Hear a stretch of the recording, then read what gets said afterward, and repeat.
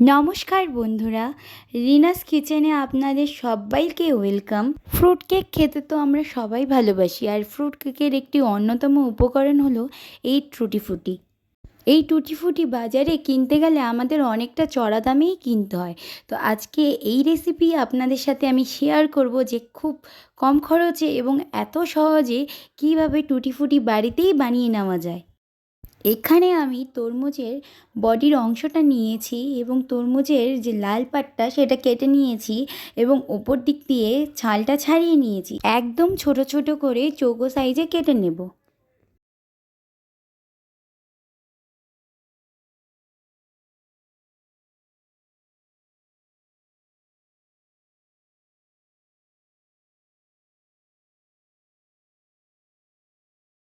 তরমুজের ছালগুলো আমার সম্পূর্ণ কাটা হয়ে গেছে।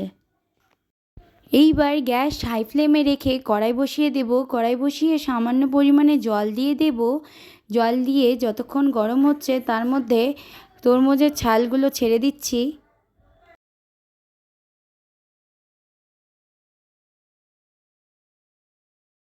এইবার বয়েল হতে ছেড়ে দেব অন্তত 5 মিনিটের মতো।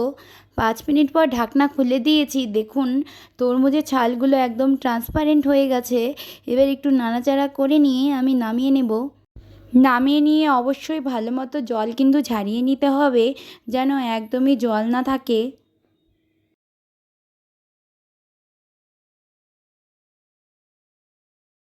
নামিয়ে ফুটো ঝুঁইতে রেখে দিয়েছিলাম, সমস্ত জল ঝরে গিয়েছে।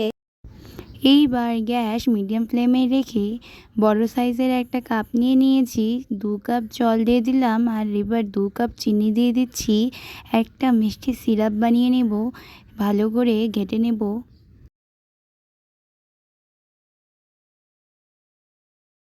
ভালোভাবে সিরাপ ফুটে আসলে এর মধ্যে জল ঝরিয়ে রাখা তরমুজের ছালগুলো দিয়ে দিচ্ছি। এইবার তরমুজের ছালের সাথে সিরাপ ততক্ষণ ফোটাবো যতক্ষণ না তরমুজের ছাল আর সিরাপ একই পরিমাণে চলে আসছে। তরমুজের ছাল আর চিনির মিশ্রণ একদম ঘন পরিমাণে চলে এসছে। এবার নামিয়ে নিচ্ছি। এইবার আমি ফুড কালারিংয়ের জন্য 3টে বাটি নিয়েছি। 3টে বাটিতে 1 চামচ করে জল দিয়েছি এবং একটু পরিমাণে ফুড কালার দিয়েছি। আমি এখানে 3টে ফুড কালার নিয়েছিলাম, red, yellow and green. Food কালারগুলো হলো একদমই অপশনাল, আপনাদের ইচ্ছে অনুযায়ী।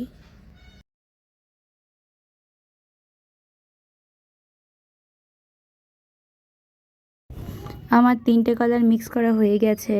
এইবার টুটি ফুটিগুলো তার মধ্যে দিয়ে দেব। ভালোভাবে মিক্স করে নিচ্ছি যেন কালারটা তার মধ্যে চলে আসে।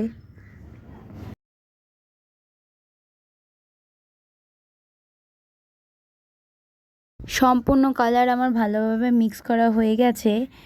এই দিকে আমি উইদাউট কালারে কিছুটা টুটি ফুটি রেখেছিলাম। এই টুটি ফুটিগুলো 24 ঘন্টার জন্য আমি ফ্রিজে রেখে দিয়েছিলাম এবং পরের দিন বের করেছিলাম। দেখুন কত সুন্দর হয়েছে দেখতে এবং খেতেও কিন্তু অসাধারণ হয়েছিল। আপনারা যে কোনো ফ্রুট কেকে এই টাইপের টুটি ফুটিগুলো ইউজ করতে পারেন খুব সহজে বাড়িতে বানিয়ে।